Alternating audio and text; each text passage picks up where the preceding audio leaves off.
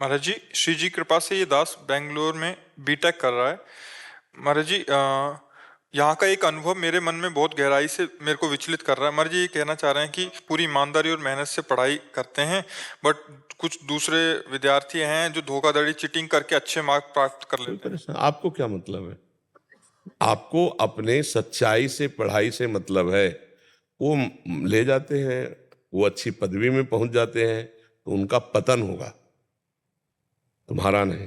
हमारी बात समझना। जिस दिन उनकी बेईमानी वाली बुद्धि, वो चाहे जिस पदवी में पहुंचे, तो जरूरी नहीं है कि कोई बेईमानी करके अच्छी सर्टिफिकेट बनवाकर अच्छी ग्रेजुएट पदवी में जा रहा है तो वो सुखी ही रहेगा। नहीं बच्चा, तुम मेहनत से पढ़ रहे हो, तुम ठोस हो, तुम जहां खड़े होगे वहां तुम ठोस ही रहोगे, पोले नहीं रहोगे। सत्य सत्य ही रहता है, और असत्य को बहुत ऊंचाई से पटका जाता है, ये भी ध्यान रखना, बहुत ऊंचाई से।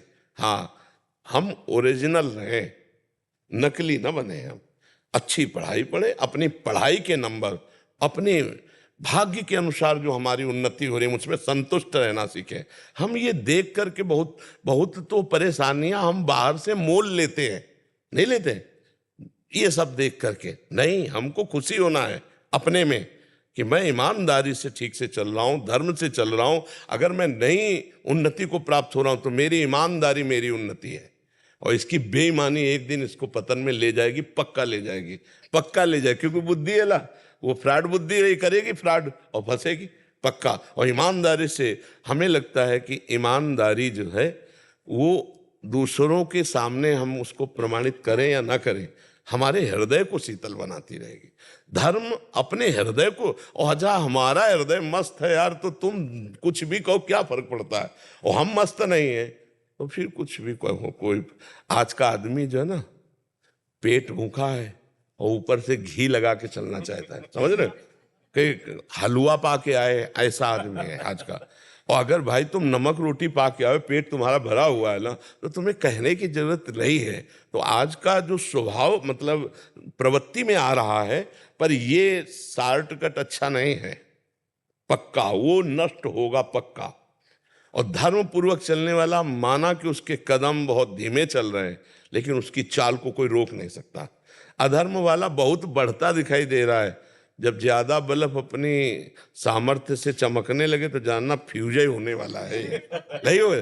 तो इसलिए तुम निराश तो हो मत, धर्म से चलो खूब अच्छा। जैसे एग्जाम होता है तो एग्जाम में हम तो मेहनत से पढ़ के जाते हैं पूरा, और तुम्हें दूसरे को क्यों देखना है? हमारी चीज देखना नहीं है। जैसे वो लोग क्या करते हैं, पहले तो खुद पेपर बनाएंगे और घड़ी और फोन वगैरह लेके जाते हैं। हमने टीचर से भी बोला है। नहीं, हम ये कह रहे तुम उनके सुधार क्षेत्र के अधिकारी हो क्या? हमारी सुधार की बात नहीं है। जैसे अभी यहाँ बात खत्म हो गई, मुझे मतलब नहीं कि वो चीटिंग कर रहा है कि नहीं कर रहा है, लेकिन फिर जब पेपर का रिजल्ट आता है तो वो मुझे नीचे दिखाते हैं कि तुम्हारे देखो इतने कम आए, मेरे तो तुम्हें अपने पे विश्वास नहीं है, तुम्हें अपनी पढ़ाई पर विश्वास नहीं है? लेकिन थोड़ा हिल जाता है। नहीं, हमको कोई हिला सके, हमें ऐसे नहीं, हमको ऐसे बनना है कि हम सामने वाले को अपनी सच्चाई का चमत्कार दिखा सके, पक्का मानना। हम नहीं, छल फाड़ में कोई बहुत से मार्ग है, नहीं, धर्म पूर्वक से आप अच्छी पढ़ाई करो, कभी नकल मत करना। फेल हो गए तो भी पास हो गए। जी मेरी बच्ची भी पढ़ती है मेडिकल में, तो मैंने उसको बोल रखा है, वो बोलती है मम्मी बहुत बच्चे होते हैं जो क्लास अटेंड नहीं करते हैं, और एंड में जब एग्जाम देने होता है तो 25,000 35,000 दे करके वो लोग। हाँ, हमें लगता है कि देखो, जैसे कई जगह बहुत पैसा देकर नौकरी की जाती है, अब उसके दिमाग में किसी भी तरह से पैसा कमाना रहता है, क्योंकि उसने बहुत पैसा दिया है। अब फिर वो पकड़ जाता है तो उसकी पदवी भी जाती है, और मतलब हाँ, मतलब बहुत बहुत बुरी। हमें लगता है कि सही ढंग से यदि चला जाए तो बहुत जीवन सुखी रहेगा।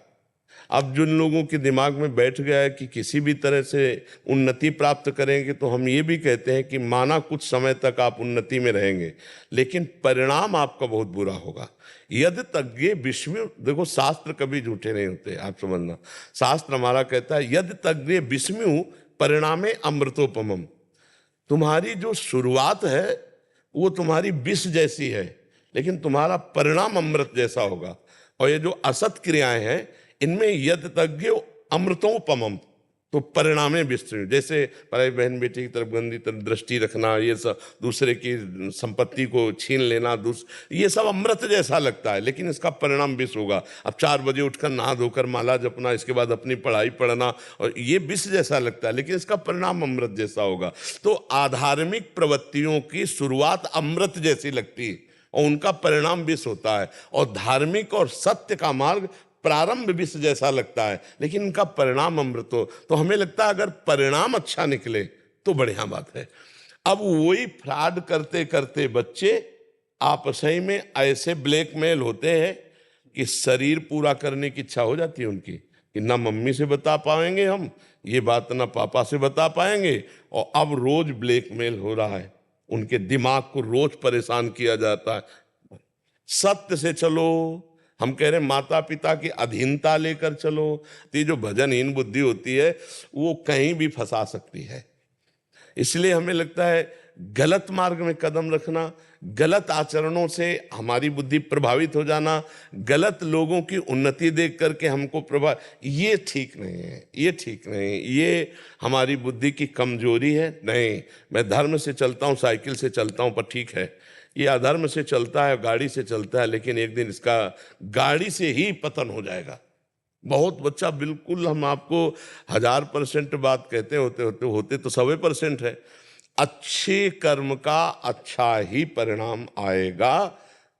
थोड़े दिन आपको बुरा लग सकता है, जैसे धर्मराज युधिष्ठिर अच्छाई से चल रहे थे, लेकिन 12 वर्ष का वनवास, 1 वर्ष का अज्ञातवास, छली कपियों ने जुआ में उसमें, है, लेकिन परिणाम क्या हुआ? सब मारे गए छली कपटी, और सिंहासन पर महाराज युधिष्ठिर हुए। हम परिणाम की बात कहते हैं। हो सकता है कि आपके सामने जो गलत है वो बहुत उन्नति को प्राप्त हो रहे हैं, लेकिन परिणाम बच्चा उनका अच्छा नहीं होगा। हो सकता है आप उनसे नीचे स्थिति में रह रहे हो, लेकिन आप सत्य से चल रहे हो, तो आप दीपक की तरह जलते रहो, वो हाइलोजन की तरह जल के फ्यूज हो जाएंगे।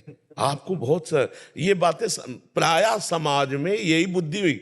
नहीं, वो सामग्री आपके परिवार को और आपको नष्ट कर देगी, अशांत कर देगी। नहीं, बहुत धर्म से, बहुत धर्म। 100 रुपया अगर किसी का बेईमानी का आ गया है तो आपके 1000 लेके जाएगा और आपको पीड़ा और अशांति जरूर देगा। ये हमारी बात पक्का पकड़ना। अगर आप धर्म से चलोगे तो आप सुखी रहोगे। नमक रोटी खा के नींद की गोली नहीं खानी पड़ेगी। अगर बेईमानी की रबड़ी खाओगे तो नींद की गोली खानी पड़ेगी, और धीरे धीरे आपको अशांति बढ़ती चली जाएगी। हो सकता है डिप्रेशन भी हो जाए। हाँ, बहुत सावधानी से चल रहा है, ठीक है। हाँ, हम मतलब सरल भाषा में आपको हंसते हंसते धर्म की बात बता दी। अब इसको पकड़ के थोड़ा सही मार्ग में चलने में कष्ट तो होता है। देखो, सही मार्ग में कष्ट होता है, लेकिन कष्ट हमको पक्का मजबूत बनाता है।